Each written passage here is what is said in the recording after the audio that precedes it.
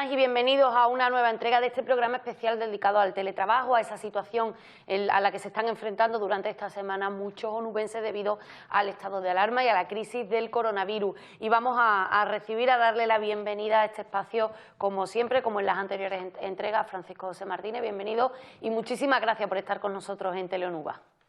Hola, ¿qué hay? Encantado. Creemos que esta es una labor social importante que hace Teleonuba y el Grupo Zahara. Para nosotros es muy importante también, desde el punto de vista de la universidad, poder exponer aquellas cosas que hemos ido investigando en el ámbito del teletrabajo, que es una actividad que cada vez se va a ir desarrollando más. Y en esta quinta entrega pues vamos a seguir analizando cada una de las peculiaridades de esta modalidad laboral e intentar que se mejore en la medida de lo posible pues la actividad misma, porque tiene muchas ventajas e inconvenientes, como vimos en el programa anterior, y ahora lo que queremos es seguir afianzando en las diferentes técnicas que hay para realizar mejor el teletrabajo. Pues antes de comenzar, de entrar en materia, de comenzar esta nueva entrega, vamos a ver un pequeño vídeo que sirva como introducción al programa de hoy. Como muchas empresas del país, hoy muchos onubenses han amanecido trabajando desde casa, una situación que se espera se tenga que repetir durante más de 2 semanas. De forma calmada, muchos trabajadores realizan sus diferentes gestiones desde sus estudios particulares sin dejar de trabajar en sus labores. Se trata de una circunstancia insólita que va a potenciar una medida hasta entonces algo desconocida entre los empleados. La practican también profesores y maestros que ven suspendidas sus clases, pero no su trabajo. Recomiendan que tampoco lo hagan los alumnos, que deben seguir haciendo sus tareas.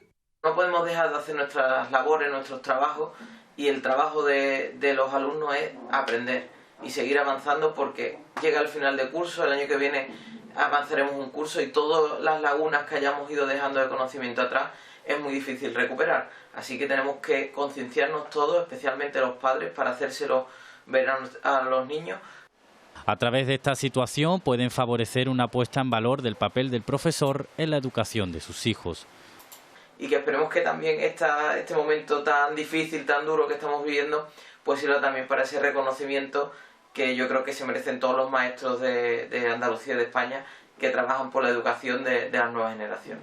El teletrabajo tendrá que extenderse durante varios días, tareas que también tendrán que realizar los menores escolarizados. Y después de esta introducción vamos a entrar ya en materia, y así con Francisco José Martínez, que nos acompaña de nuevo en este programa sobre teletrabajo, y por seguir un poco el hilo del anterior programa, del cuarto programa, que terminamos hablando sobre la nueva estructura jerárquica de la empresa. ¿Qué es eso exactamente? Bueno, pues uno de los cambios mayores que se está produciendo en nuestra sociedad, no solamente se producen cambios en el ámbito laboral, social, etcétera, sino que la propia empresa como institución está cambiando radicalmente. A esto es lo que llamamos nosotros que la estructura jerárquica de la empresa está cambiando. Aunque la gente piensa lo contrario, las empresas cada vez son más pequeñas en vez de más grandes, a pesar de que tienen que competir en un mercado globalizado, en un mercado mundial, pero realmente las empresas cada vez son más pequeñas, y es porque no necesitan esa estructura jerárquica tan importante que se realizaba anteriormente. Hoy día las instituciones lo que suelen hacer es trabajar en red. Si os gusta el cine, os voy a poner un ejemplo muy claro para que veáis cómo está cambiando el mundo de la empresa y por qué el teletrabajo se está implantando de forma tan amplia. Pues si pensamos, por ejemplo, en el cine, en los años 50, 60, una sola empresa como la Twente o la Warner era capaz de hacer 50, 60 películas al año. Mientras que ahora, para hacer una sola película, hacen falta 200 o 300 empresas. Es decir, antes lo importante era la empresa, que era capaz de hacer 20 películas al año o 30. Ahora, para hacer una sola película necesitamos 200, 300. En los créditos de Matri había más de 2.000 empresas. Es decir, que realmente ahora lo importante es la película, no la empresa, por decirlo de alguna manera, por poner este ejemplo del mundo del cine. Es decir, estamos en una situación en la que para realizar cualquier producto o servicio se necesita la concurrencia de muchas empresas. Y las empresas tienen que conectarse entre sí. Hoy día, y ya lo dijo Ronald Coase, un premio Nobel de Economía, la empresa, su principal función es compartir información para tomar decisiones, y eso precisamente es lo que hoy se puede hacer, y ya lo dijo él hace muchísimos años, en 1937, el día que podamos comunicarnos bien, la estructura jerárquica de la empresa ya no es tan necesaria y la gente podrá trabajar en instituciones diferentes. Eso es lo que está pasando, la economía en red. Por ejemplo, a nuestros alumnos en la universidad les hacemos realizar un trabajo, lo están haciendo en estos momentos precisamente, se llama red de alumnos, que tienen que buscar alumnos que están en otras universidades fuera de España y hacer un trabajo conjuntamente con gente que no ven, porque esa es la nueva forma de trabajar. Hemos de tener en cuenta que el 85% de las empresas, el 85% de los empleados que trabajan en empresas en el mundo, el 85% solamente trabajan con información. Y esto hace que puedan ser cada vez más teletrabajadores. La estructura jerárquica de la empresa ya no es tan piramidal, cada vez más plana, más plana, más plana. Y eso hace que, como trabajamos fundamentalmente con información, da igual el sitio donde está. La francesa Frances Crane-Kors decía: la distancia ha muerto. Esa es una aseveración muy importante. Hoy incluso decimos que la distancia, el trabajo, ya no tiene lugar. Y por otra parte, ¿qué herramientas nos harían falta para teletrabajar? Bueno, pues este es un aspecto enormemente importante. Realmente, en general, las mismas herramientas que solemos utilizar en la empresa deberíamos de tenerlo en nuestra casa. Por eso, la forma más fácil y normal de teletrabajar es que el teletrabajador deje el ordenador que tenga en su empresa, lo deje encendido en el caso de que trabaje en los dos sitios, y desde casa lo que hace es que accede a ese ordenador y trabaja como si estuviera en él. Esto es una herramienta muy antigua, desde el año 1970, se llama Telnet, terminal remoto, y esto es lo que se suele utilizar habitualmente si no tenemos más herramientas. Pero realmente hoy día ya tenemos una gran pléyade de herramientas que podemos utilizar y que además las voy a ir nombrando y seguro que a la mayoría de las personas les va a sonar. ¿Qué herramientas necesitamos para teletrabajar? Pues en primer lugar, herramientas de comunicación. Por Skype, por ejemplo. En este momento, estas imágenes que están viendo mías en mi despacho, de mi casa, estas imágenes se están emitiendo por una herramienta de comunicación, en este caso una tan simple como Skype. Hay otras muchas. Y cada día más los navegadores como Chrome o Mozilla suelen traer herramientas que permiten esas comunicaciones. También hace falta una sala o una herramienta que permita funcionar como sala de reuniones. El Adobe Connect, el Zoom, el Hangout y otros son los que se suelen utilizar habitualmente.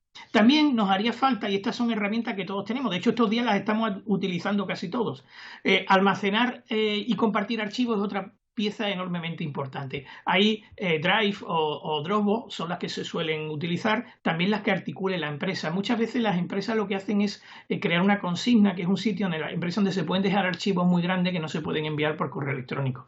Eso hace que podamos compartir y almacenar digamos ficheros muy grandes con los que estamos trabajando, hacer herramientas colaborativas. También el acceso remoto es necesario, es decir, que podamos acceder a la empresa de muy diversas maneras. Normalmente con una clave simplemente pues accedemos a los ordenadores de la empresa.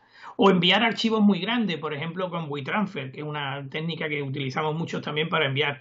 También hacen falta gestiones de tareas para mejorar la productividad, para proyectos. Eso cualquier persona que tenga una suite, que es lo que llamamos Microsoft Office, por ejemplo, lo tiene todo el mundo, o el OpenOffice, que es uno es gratuito y otro es de pago, pues con estas herramientas, prácticamente todas las herramientas de productividad ya están metidas en este paquete. Se llama paquete porque aglutina muchos productos diferentes en esta suite. Y pues como digo, OpenOffice.org o Microsoft Office vale para esto.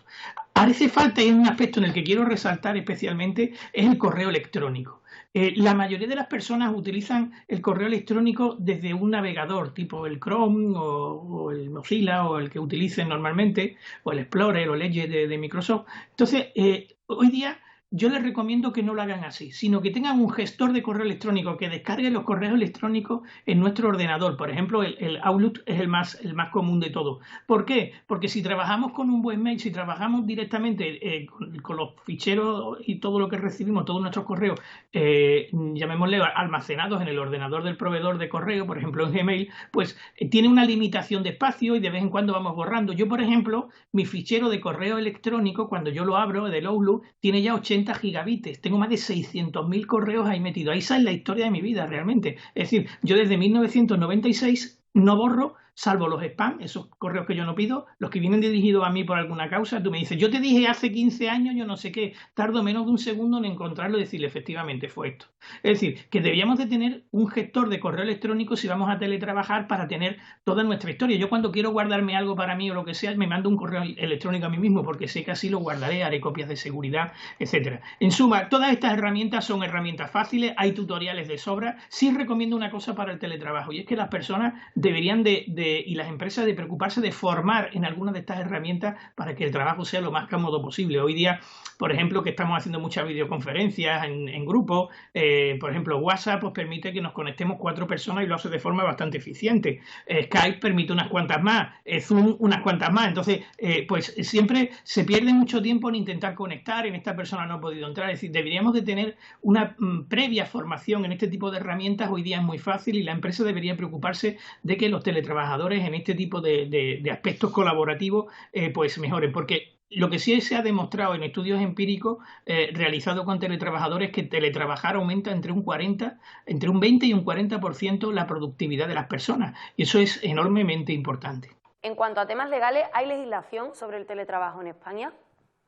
Bueno, pues este es un tema enormemente importante también. Efectivamente, no existe en España una legislación que nos indique que no hay una ley sobre teletrabajo. A nivel europeo sí hay una directiva de la Unión Europea, que es un gran acuerdo que se realizó hace ya muchos años, en el 2002, y que se ha ido modificando, pero sí hay leyes que regulan el teletrabajo en España. Lo que no es una ley concreta. El Estatuto de Trabajadores ya lo recoge en diversos articulados que se ha ido añadiendo, se ha ido modificando, y además pues el derecho del trabajo, que es una rama jurídica diferente del derecho mercantil o de otros tipos de derechos, pues está permitiendo que se vayan aplicando normas. En general, los teletrabajadores deben tener los mismos derechos y obligaciones que cualquier otro trabajador. Esa es la norma principal, es decir, en cualquier aspecto. Ahora iremos analizando cada uno. Además, por ejemplo, el año pasado, en 2019, se aprobó un Real Decreto sobre conciliación de la vida familiar, en la que se recoge ya expresamente que en aquellos aspectos no contemplados en la legislación se recurre expresamente, como digo, a la legislación habitual de cualquier otro trabajador, y además se permite que una persona que pueda teletrabajar pueda solicitarlo y que la empresa tenga la obligación, en el caso de que sea técnicamente factible, concedérselo. Esto antes no existía, como digo, hasta 2019.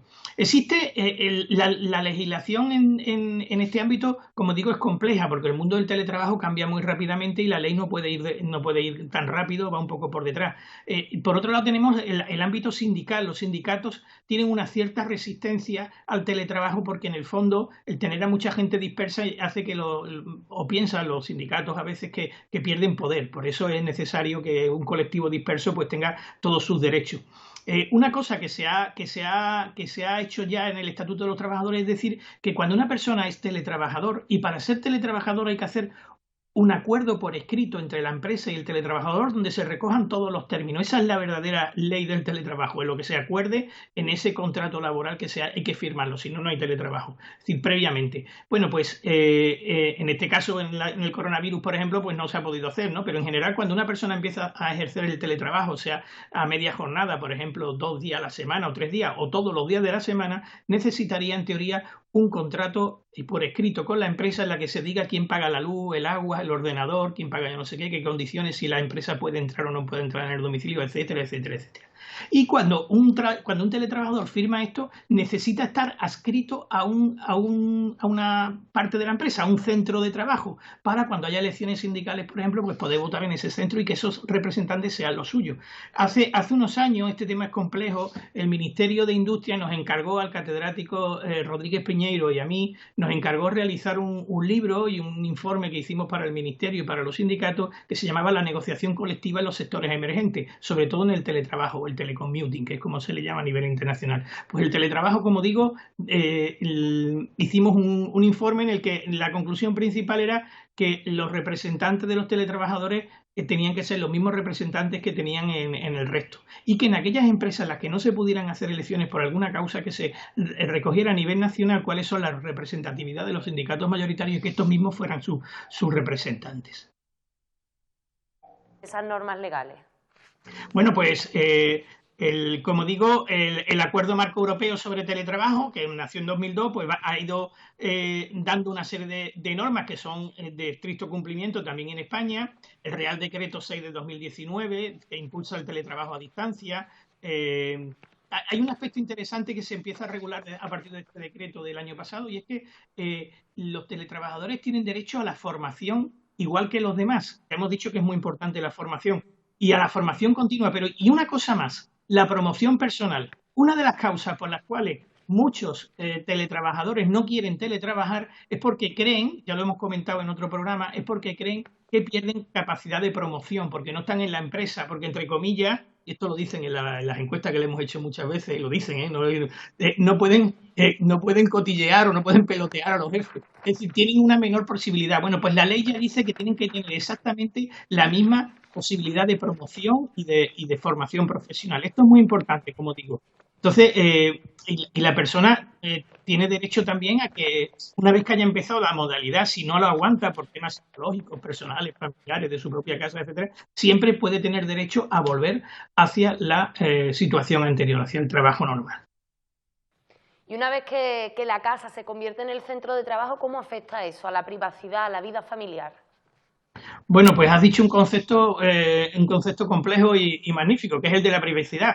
Claro, nosotros en la legislación española, en la Constitución, ya se recoge el concepto de la intimidad, que dice que nosotros tenemos derecho a la vida íntima, que nadie entre en nuestra casa. En nuestra casa no puede entrar absolutamente nadie, ni siquiera la policía, salvo que tenga una orden judicial, es decir, se busca esa prerrogativa expresa. En cambio, también el mundo de las tecnologías ha hecho que aparezca un segundo concepto, que es el de la privacidad. Tú no solamente tienes derecho a la vida íntima, sino tienes derecho a la vida privada. Y vida privada quiere decir es que nadie tiene por qué saber cómo es tu imagen, cuál es tu casa, cómo es tu dirección, tus datos personales, etcétera, etcétera, tus datos de enfermedades o de otro tipo de circunstancias personales. Entonces, hoy día el teletrabajo, el problema es que se mete la empresa dentro de tu casa.